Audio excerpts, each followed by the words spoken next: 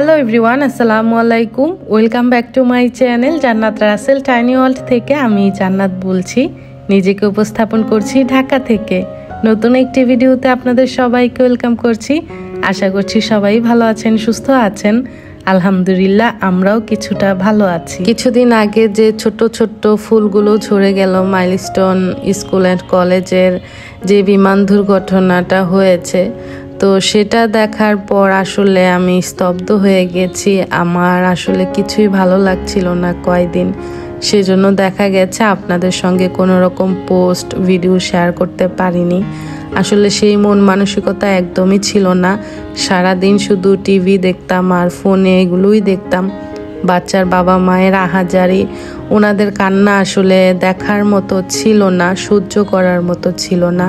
তখন নিজে নিজেই কান্না করে দিতাম। আর পুরা বাচ্চাদের দেখলে তো আসলে চোখের পানি আটকানো অসম্ভব কথা।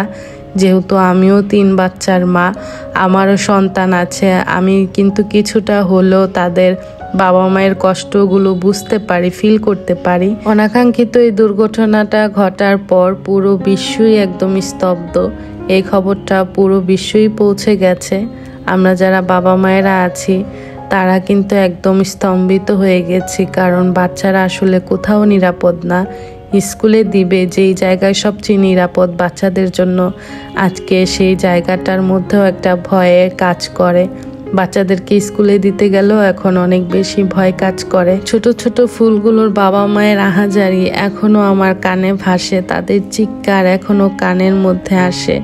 আমি আসলে সেগুলো থেকে এখন পর্যন্ত বের হতে পারছি না। এত ছোট ছোট বাচ্চাগুলো যে অঝরেই ঝরে যাবে, তাদের প্রাণগুলো এভাবে চলে যাবে, এতটা কষ্ট হবে, সেটা আসলে ভাবতে গেলেই আমার গা শিউরে উঠছে। এখন পর্যন্ত নিজেকে স্বাভাবিক করতে পারছি না। মনের মধ্যে এখন এমনভাবে ভয় ঢুকে গেছে যে বাচ্চাদেরকেও স্কুলে দিতে এখন আমার ভয় লাগছে। আর ওদেরকে কেন জানি এখন আর চোখের আড়াল করতে পারছি না। চোখের আড়াল করলে, বাসা থেকে বের করলেই ভয় কাজ করে। কেন জানি আমার অনেক বেশি খারাপ লাগে। আসলে কার মরণ কিভাবে হবে, কোথায় হবে, কখন হবে, সেটা আসলে একমাত্র সৃষ্টিকর্তাই ভালো জানে। বাচ্চারা যেইটুকু সময় আমার কাছে থাকে, চেষ্টা করছি ওদেরকে আদর যত্নটা করার জন্য। আগে তো দেখা যেত কাজে কর্মে ব্যস্ত থাকতাম, তেমন করে ওদেরকে একটা সময় দিতে পারতাম না।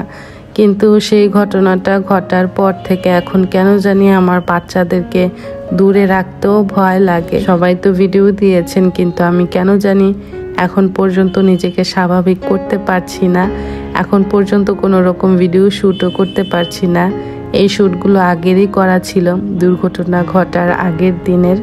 তো সেটাই আর কি এডিট করে ভয়েস দিয়ে আজকে শেয়ার করছি। প্লাস হচ্ছে বাচ্চারা অসুস্থ ছিল, স্বামীও অসুস্থ, সব মিলিয়ে একটা খারাপ সময় আমি পার করছি। আবার দেখা যায় বাসায় হেল্পিং হ্যান্ড নেই, নিজেরই করা লাগছে সব কিছু। আর নিজের একা কাজ করার কারণে হাতের কি অবস্থা দেখেন। আমার হাতের আগে থেকে অনেক বেশি সমস্যা। সাবান পানি ধরতে পারি না, ছাই ধরতে পারি না, বেশিক্ষণ হাত ভিজিয়ে রাখতে পারি না। তো একা পুরোটা সংসার সামলানোর কারণে দেখা গেছে হাতের অবস্থা খুবই বেহাল দশা। তো আলহামদুলিল্লাহ, একটা সুসংবাদ আছে আপনাদের জন্য, একজন হেল্পিং হ্যান্ড রেখেছি আমি। আসলে এত বড় সংসারে নিজের একার দায়িত্বে পারা যায় না। আর যদি হয় খুদখুদে স্বভাবের মানুষ, দেখা যায় একটা কাজ করতে গেলে 10টা কাজ হাজির হয়ে যায়। তখন একটা কাজ করে আসতে পারি না, আবার সেই 10টা কাজ করে দেন আসতে হয়। এভাবে করে দেখা যায় কি সংসারের কাজ করতে করতে সারাদিন লেগে যায়। সংসারে একজন মেয়ে থাকা যে কি ভাগ্যের ব্যাপার, আর কতটা যে হেল্প হয়, সেটা আসলে আমি এখন হাড়ে হাড়ে টের পাচ্ছি। আমার আসলে সংসারে মেয়ে নেই, বা আমার কোনো মেয়ে নেই, আমার 3টা ছেলে। তো ছেলেরা তো আর সংসারের কাজ করতে চায় না, বা ওরা বুঝেও না। তারপরও আমি আমার ছেলেদেরকে একটু একটু করে আমার সঙ্গে কাজ করা শেখাচ্ছি। আর তারা যদি ছেলে না হয়ে মেয়ে হতো, দেখা যেত ওরা কিন্তু আমার সংসারের অনেক কাজই করে দিত। যেমন বিছানাটা গুছানো, টুকটাক একটু পানি ভরার কাজ বা ঝাড়ু দেওয়ার কাজটা ওরা করে দিত। মেয়েরা দেখবেন ছোট থাকতেই সাংসারিক হয়, মায়ের সঙ্গে টুকটাক করে কাজ করতে চায় বা কাজ করার চেষ্টা করে। তো ছেলে হলে তো আর সেটা সম্ভব হয় না। তারপরেও আমার ছেলেদেরকে আমি কাজ শিখাই। কাজ শিখে রাখা ভালো, কখন কোনটা কাজে লেগে যায় বলা যায় না। তো নিজেরই যেহেতু কাজগুলো করতে হয় সেই জন্য একটু সময় লাগে, আর তাড়াহুড়া করে কাজ করতে পারি না। আর হেল্পিং হ্যান্ড ছাড়া কাজ করাও কিন্তু অনেকটা কষ্টের ব্যাপার। যারা সবসময় হেল্পিং হ্যান্ড দিয়ে কাজ করায়, হঠাৎ করে যদি তারা না থাকে, নিজের উপরে দায়িত্ব পড়ে যায়, তখন সামাল দিতে অনেক বেশি কষ্ট হয়। যদিও আমি আলহামদুলিল্লাহ সুন্দরভাবেই সামাল দিচ্ছি কিছু টেকনিক ফলো করে। তো কী টেকনিক ফলো করে আমি হেল্পিং হ্যান্ড ছাড়া কাজ করছি সেটা আজকে আপনাদের সঙ্গে আমি শেয়ার করব।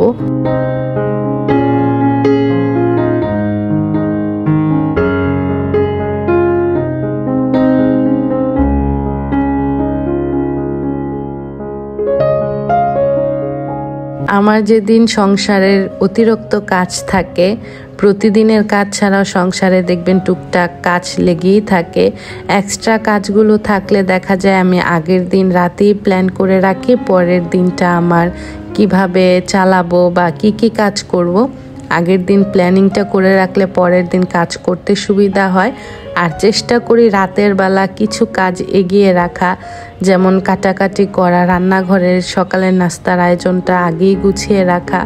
টুকটাক করে কিছু কাজ আমি সেরে রাখি। তারপরে দেখা যায় কি পরের দিনটা আমার আর তত একটা ঝামেলা হয় না, একের পর এক কাজগুলো শেষ করি। আর যেদিন দেখি ঘরের কাজ কম সেদিন রান্নাঘরের কাজটা শেষ করি আগে, মানে রান্নাটা শেষ করে রান্নাঘরটা গুছিয়ে ফেলি, তারপর হচ্ছে ঘরে ঢুকি আর কি। আর যেদিন দেখি ঘরের কাজ বেশি সেদিন ঘরের কাজটা শেষ করে দেন হচ্ছে রান্নাটা করি। তো এভাবে আর কি বুদ্ধি খাটিয়ে সংসারের কাজগুলো করছি, সেই জন্য এত একটা চাপ পড়ছে না। আর আমি তো খুদখুদে স্বভাবের মানুষ, প্রতিদিনই ঘর মুছি হাতে, মপ দিয়ে ঘর মুছি না, কারণ শান্তি লাগে না। চোখের শান্তি মনের শান্তি না থাকলে দেখা যায় কি কেমন যেন লাগে। তো কষ্ট হলেও নিজে ঘরগুলো হাতেই মুছি, প্লাস সব কাজই করি। দেখা গেছে ঘরের কাজ একাই করতে হচ্ছে, হেল্পিং হ্যান্ডের কাজও নিজেরই করতে হচ্ছে। সেই কাজের চাপে আমার গাছগুলোর যত্ন নেওয়া একদমই হচ্ছে না, তাদের যত্ন নেওয়া এখন ভুলেই গিয়েছি। অনেক দিন পর আজকে যে গাছগুলো পানিতে রাখি সেইগুলো পানি চেঞ্জ করে একটু সার দিয়ে নতুন করে পাতাগুলো ধুয়ে একদম নতুন পানি দিয়ে রেখেছি আর কি। তো সেটাই আপনাদের সঙ্গে শেয়ার করছি। একা কাজ করা আসলে অনেক কষ্টের, যারা হেল্পিং হ্যান্ড দিয়ে সবসময় কাজ করান তাদের জন্য। আর যারা সবসময় নিজেরাই কাজগুলো করে থাকেন সংসারে, তাদের আসলে কোনো কষ্টই মনে হবে না। আমার কথাগুলো হয়তো বা তাদের কাছে বৃথা মনে হচ্ছে বা হাস্যকর মনে হচ্ছে।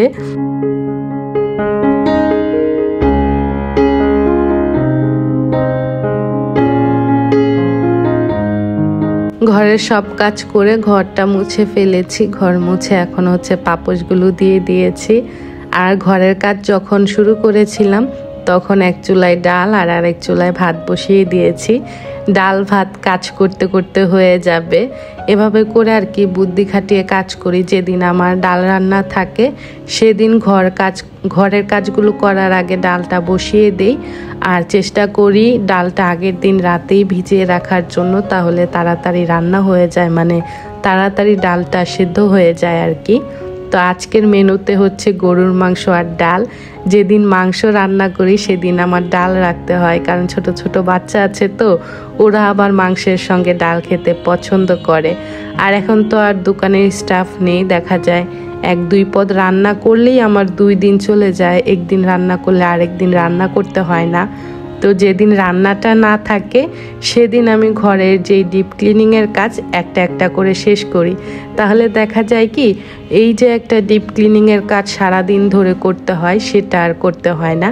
যেদিন হাতে সময় থাকে সেদিন আর কি ক্লিনিংয়ের কাজটা করি, একটু করে চাপ নেই না, যেহেতু হাতের সমস্যা, বেশি কাজ করতে পারি না। তো সেই চিন্তা করি আর কি, নিজের ভালোর চিন্তা করে কাজগুলো করি যেন আমার উপরে চাপ না এসে পড়ে। তো এখন হচ্ছে মাংসটা বসিয়ে দিচ্ছি। রান্না বান্নার চাপ না থাকার কারণে দেখা যায় রিফিলের কাজগুলো এখন পর্যন্ত করিনি। কি খালি হচ্ছে, কোন জারে কি শেষ হয়েছে সেটা দেখারও এখন সময় পাচ্ছি না। তো আজকে রান্না করতে এসে দেখি তেজপাতাও শেষ, দারচিনির বক্সে দারচিনি নেই, লবণ নেই, তেল নেই। মানে এগুলো দেখে লিটারালি মাথাটা নষ্ট হয়ে গেছে। আগে খালা থাকতে তো রিফিলের কাজগুলো করে নিতাম, শেষ হওয়ার আগেই নতুন করে আবার রেখে দিতাম। এখন একা হাতে কাজ করতে হচ্ছে, তো কিছু কিছু কাজের আসলে মানে দিশা পাচ্ছি না। তো কিছু জারে দেখলাম মশলাও শেষ হয়ে গেছে। আজকে একদম রান্নাঘরের কাজে ডুবে পড়বো। আজকে সব কাজ করতে হবে, রান্নার পাশাপাশি রিফিলের কাজটাও করতে হবে। তো এই রিফিলের কাজটা আমি সবসময় সন্ধ্যার পর বা রাতে করে থাকি বা সকালে করে থাকি, মানে যখন আমি ফ্রি টাইমে থাকি তখন রিফিলের কাজ থাকলে তখন করে ফেলি আর কি। আর এখন তো সময় নেই হাতে, সেই জন্য এগুলো দেখতেও পারছি না। তো আজকে কি করব, আজকে রান্নার পাশাপাশি রিফিলের কাজগুলো করে ফেলবো। আর রান্নার পাশাপাশি এই কাজগুলো করলে মেজাজটা সত্যি বলতে অনেক খারাপ হয়ে থাকে। তো কি আর করার, আর যে জারটা খালি হয়েছে সেটা ধুয়ে তারপর নতুন করে মশলা রেখে ফেলবো আর কি।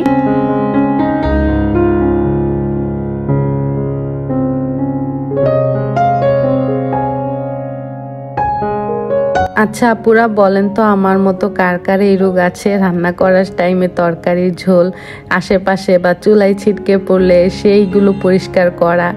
আমার একটা আসলে রোগ, যখনই তরকারির ঝোল আশেপাশে বা মশলা ছিটকে পড়ে সঙ্গে সঙ্গে টাওয়াল দিয়ে পরিষ্কার করে ফেলি।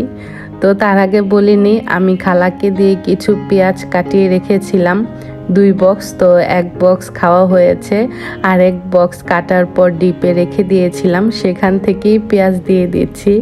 আর আমার পেঁয়াজ কাটা হচ্ছে সবচেয়ে বড়, মানে পেঁয়াজ হচ্ছে আমার শত্রু। আমি পেঁয়াজ একদমই কাটতে পারি না। যখনই আমি একটা পেঁয়াজ কাটি সঙ্গে সঙ্গে আমার হাতের চামড়া উঠে যায় আর অনেক বেশি জ্বালা যন্ত্রণা করে, একদমই পেঁয়াজ কাটতে পারি না। তো আমাদের বাসায় সিঁড়ি মুখ ছাড়া আপাকে মাঝে মাঝে দেখলে ওনাকে দিয়ে 1-1.5 কেজি করে পেঁয়াজ কাটিয়ে রাখি। কিছু হচ্ছে নর্মালে রেখে খাই আর কিছু মানে ডিপে রেখে দেই, এভাবে করি আর কি চলছি। রান্না করতে আসার পর দেখি আমার রান্নাঘরের অনেক জিনিস শেষ, সঙ্গে লবণ তেল শেষ। তো দোকানে ফোন দিয়ে সঙ্গে সঙ্গে এগুলো আনালাম। আর আমি যে পাতিলে লবণ রাখি সেটার মধ্যে ঢেলে নিয়েছি। আর এই পাতিলটা আমার হাজবেন্ড আমাকে চট্টগ্রাম থেকে এনে দিয়েছিল অনেক আগে।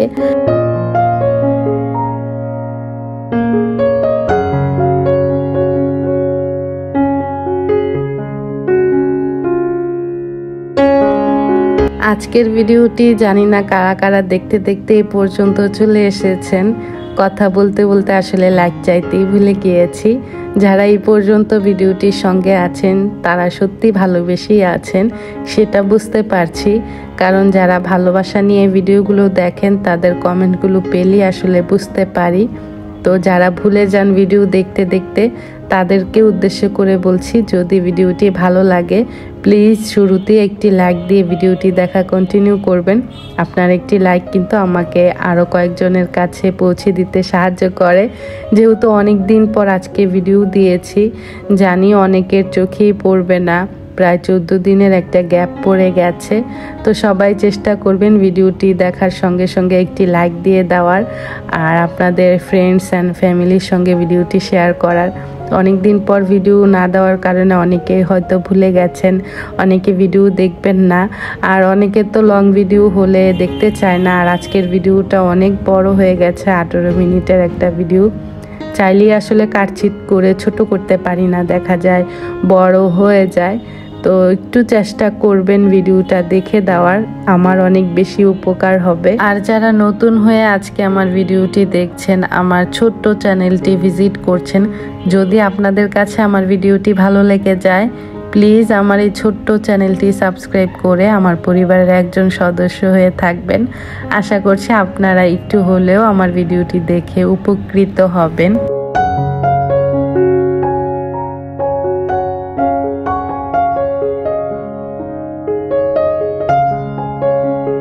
সারাদিন কাজ করে রান্নাবান্না করার পর এত পরিমাণের ক্ষুধা লেগেছে, তো খাওয়া দাওয়া করে বাচ্চাদের নিয়ে একটা ঘুম দিয়েছিলাম। ঘুম থেকে উঠে দেখি মাগরিবের আজান দিচ্ছে। দৌড়ে রান্নাঘরে আসলাম। রান্নাঘরের কোনো কাজই শেষ করতে পারিনি, জাস্ট রান্নাটা শেষ করে বাচ্চাদের খাইয়ে আমি খেয়ে একটা ঘুম দিয়েছি। শরীরটা কেন জানি একদমই চলে না কাজের শেষে, আর যখন বিছানায় পড়ি তখন উঠতে একদমই মন চায় না। ইদানিং সেই জন্য আর কি ভিডিও দিতে পারছি না। সংসারের কাজ করে যখন বিছানায় যাই তখন এডিটিংয়ের কাজ করা, ভিডিওর কাজ করা একদমই ভালো লাগে না। তখন শুধু ঘুম পায়, মন চায় যে শুয়ে বসে থাকি আর কি, একটু রেস্ট করি। তো এভাবে আলসামি করে আসলে আপনাদের সঙ্গে গ্যাপ পড়ে গেছে। তো যাই হোক, যেটা বলতে চাচ্ছি, সন্ধ্যার পর ঘুম থেকে উঠে এখন রান্নাঘরটা ক্লিন করছি। রান্নাঘর ক্লিন করে তারপর হচ্ছে রান্নাঘরটা মুছে দেন হচ্ছে গোসল করব। মাঝে মাঝে এমন হয় আসলে সময় মতো কাজ করতে পারি না। আসলে শরীরের চিন্তা করলে দেখা যায় অনেকটা কাজের দেরি হয়ে যায় আর কি। তো যাই হোক, এখন রান্নাঘরটা পরিষ্কার করে নিচ্ছে। আর এই ক্লিনিংটা প্রতিদিনই করি, এটা নতুন করে বলার কিছু নেই বা দেখানোরও কিছু নেই। তো যখন পারি একটু শ্যুট করি, যখন অনেক বেশি কাজ থাকে তখন শ্যুট করতে পারি না। রান্নাঘর পরিষ্কার করার পর আমি সব সময় খাবারগুলো চুলার উপরে এভাবে রেখে দেই। এটা আমার কেন জানি ব্যক্তিগত একটা অভ্যাস। সারাদিন কাজ করার পর কাজ শেষে যখন পুরোটা বাসার দিক, রান্নাঘরের দিক তাকাই, এত বেশি শান্তি লাগে যখন গুছানো পরিপাটি একদম ক্লিন একটা বাসা দেখি, নিজের অনেক বেশি শান্তি লাগে। আর এই শান্তি হচ্ছে পরবর্তী কাজ করার একটা এনার্জি যোগায় আমার শরীরে। তো আমার চোখের শান্তি হচ্ছে আমার মনের বড় প্রশান্তি এনে দেয়। তো সন্ধ্যার পর মানে কাজ শেষ করে বারান্দায় আসলাম আমার সুন্দর সুন্দর রানীগুলোকে দেখতে। তা আমার এই ফুল গাছে ছোট ছোট কলি এসেছে, আর প্রতিদিনই হচ্ছে 2-3টা করে ফুল ফুটছে আলহামদুলিল্লাহ। আগামী ব্লগ দেখার আমন্ত্রণ জানিয়ে আজকে এখান থেকেই বিদায় নিচ্ছি। সবাই ভালো থাকবেন, সুস্থ থাকবেন, আমাদের জন্য দোয়া রাখবেন। আসসালামু আলাইকুম, আল্লাহ হাফেজ।